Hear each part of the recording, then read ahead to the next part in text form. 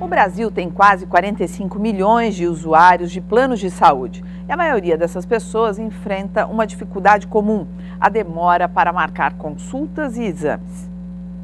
Quem tem plano de saúde já deve ter passado por uma situação parecida. Gostaria de marcar uma consulta com o ortopedista. O ortopedista tem com a equipe da ortopedia para o dia 29/3 a 1h. 29/3, 1h. Você não tem mais próximo? Não, posso agendar?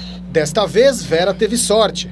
Já precisou suportar dores no ombro por muito mais tempo. Marcaram com 90 dias e eu tive que esperar os 90 dias, né? A mãe tinha o mesmo plano de saúde e o mesmo problema. Não conseguia marcar consulta na cidade de Osasco, onde mora. Quis falar que não tinha médico, só tinha longe. Segundo o Instituto de Defesa do Consumidor, a demora para a marcação de consultas se deve ao despreparo dos planos de saúde para atender o grande número de clientes. Muito cliente para pouco médico ou para médicos não adequadamente distribuídos de acordo com aonde se localizam os consumidores. O atendimento é demorado em casos isolados, segundo a Federação Nacional de Saúde Suplementar, que responde por 1/3 dos convênios do país. A entidade culpa os próprios médicos. Quem define a agenda do médico é ele com sua secretária. Não é nem a agência reguladora, a ANS, nem a agência operadora. O certo é que falta regulamentação ao setor. Por isso, a Agência Nacional de Saúde Suplementar abriu consulta pública sobre a garantia de atendimento aos beneficiários dos planos. Quem quiser pode dar sugestões no site www.ans.gov.br até o dia 4 de março. A agência propõe os seguintes prazos: para consulta básica de especialidades como clínica geral, pediatria, cardiologia e ortopedia, o tempo máximo de espera deve ser de 7 dias úteis. Para a sessão de fisioterapia, 10 dias. Para serviços de diagnóstico de laboratório e radiografia, 3 dias. Para diagnóstico por imagem, como tomografia, 10 dias. Para o IDEC, não é o suficiente. É necessário que se regulamente também a questão da distribuição da rede credenciada e da qualidade. Olha, ali o entrevistado uma hora falou assim, muito cliente para pouco médico, e mais adiante o representante falava assim, não, mas o problema é da agenda dos médicos, é demais, né? Jogar para cima dos médicos, quanto eles pagam por uma consulta? O que tinha que haver é um controle. Eu tenho um convênio médico X, são milhares de conveniados com menos X. Ele, se não tiver um corpo clínico, hospitalar, que responda para esse número que ele já tem, não poderia ser autorizado a ampliar o quadro de segurados. Isso é verdade. Essa fiscalização preventiva deveria existir. Porque o que acontece? Eles arrecadam, ficam ricos, verdadeiras fortunas se acumulam em torno disso. Os médicos são instrumentos, às vezes, nas mãos desses convênios, dessas empresas de seguro, saúde. E quem responde por quem? Agora, quem tem a tarefa de verificar isso? É o Ministério Público. Agora, cidadania, proteger o cidadão. Quando você entra com uma ação contra um plano de saúde, quer dizer, quem tem um advogado vai lá e resolve. Tudo bem, tem o IDEC, PROCON, mas o pobre mesmo não resolve, mas é uma coisa que eu disse aqui. Por que tem mais pobre preso? Não tem condições de ter advogado para se defender. Agora, eu já tive casos desses, as pessoas foram procurar, precisavam de um tipo de tratamento, o seguro saúde deles, a empresa disse, não, esse nós não atendemos. Aí entraram com uma ação cautelar, o juiz autorizou e foram obrigados a cumprir a decisão judicial. Mas é uma dificuldade enorme para o cidadão ter advogado para fazer isso, para ter um direito que é seu. Agora, se cresce o número de clientes para planos de saúde, as pessoas vão para o plano de saúde porque o serviço público não funciona também. Quer dizer, a gente tem um problema de quem vai pagar a conta, mas o serviço público atende inúmeros portadores desse seguro de saúde. Tudo bem. E o seguro, e a empresa de seguro não paga. Claro, o SUS, que é o que você está se referindo, tem todas as mazelas dele, mas é o maior serviço que existe de saúde pública que mas talvez por que faz limitado. O maior atestado de que ele não é perfeito, ou que está muito ruim, é que os planos de saúde estão cada vez... planos de saúde, sem dúvida Agora nenhuma. tem a Agência Nacional de Saúde que poderia muito bem fazer esse papel. Exatamente. É fundamental a ANS fazer esse acompanhamento, porque é um problema, claro, tem o problema do serviço serviço público, tudo isso que nós sabemos, mas esses que estão conveniados e passam situações como essa, vexatórias, né, é uma coisa que tem que ser resolvida. É bom lembrar que vários planos deram golpe. O Unicor, que patrocinou até o Santos há muito tempo, deu um golpe e deixou milhares que pagaram os planos, tal, e inclusive médicos. Mas o que seria a Agência Nacional de Saúde fazer isso? Por exemplo, que o Ayrton falou, claro. Regular, tem esse número X aqui, agora não vende mais plano de saúde. Claro. Mostre que você Vamos tem um adiante, corpo tem clínico assunto... hospitalar à disposição para você ampliar. Se você tem isso, eu autorizo você a ampliar. Olha, a presidente Dilma Rousseff afirmou hoje que nem todas as obras dos programas serão afetados pelo corte de 50 bilhões de reais no orçamento deste ano. A presidente se reuniu com os governadores do Nordeste e falou da criação do Ministério das Micro e Pequenas Empresas. Outro assunto, que tem a ver com isso que a gente está falando aqui, foi a possível volta de um imposto para financiar a saúde. A presidente participou da 12ª edição do Fórum dos Governadores do Nordeste em Barra dos Coqueiros, em Sergipe. Entre os principais assuntos debatidos esteve a proposta de recriação da CPMF, com um novo nome, CSS, que seria Contribuição Social para a Saúde. Ela tem um apoio declarado de governadores de vários partidos. A CPMF, Contribuição Provisória sobre Movimentação Financeira, foi criada pelo governo de Fernando Henrique Cardoso em janeiro de 1997, com o objetivo de garantir um aumento dos recursos para o sistema público de saúde do Brasil. Ela era cobrada em todas as operações financeiras, como em transferência de valores e pagamento de contas. A cobrança foi extinta em dezembro de 2007. Naquele ano, a arrecadação da CPMF atingiu 37 bilhões e 200 milhões de reais.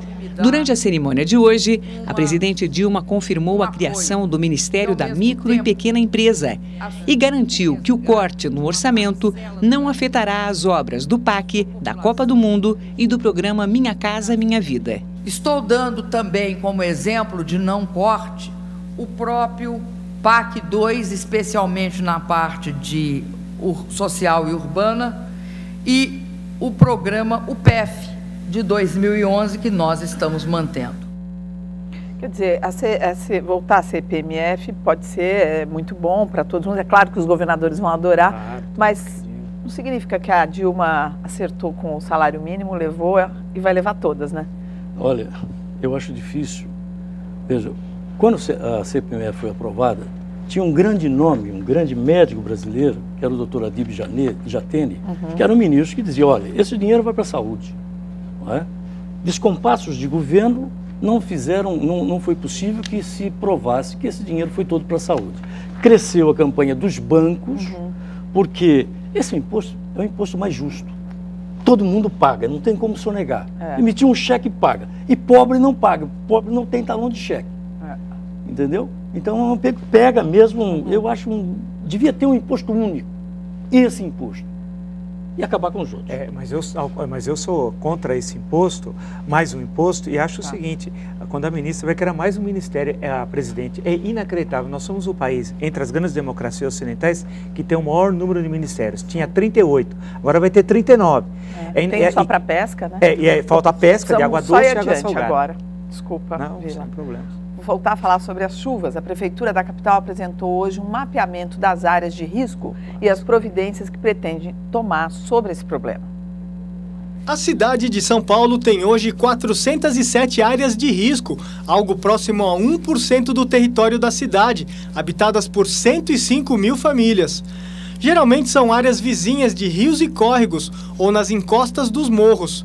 Do total, 29 mil famílias estão em locais considerados de grande risco e outras 1.130 famílias moram em locais com condições tão perigosas que precisam ser removidas imediatamente. Dessas, a Prefeitura diz que já providenciou a mudança de 400.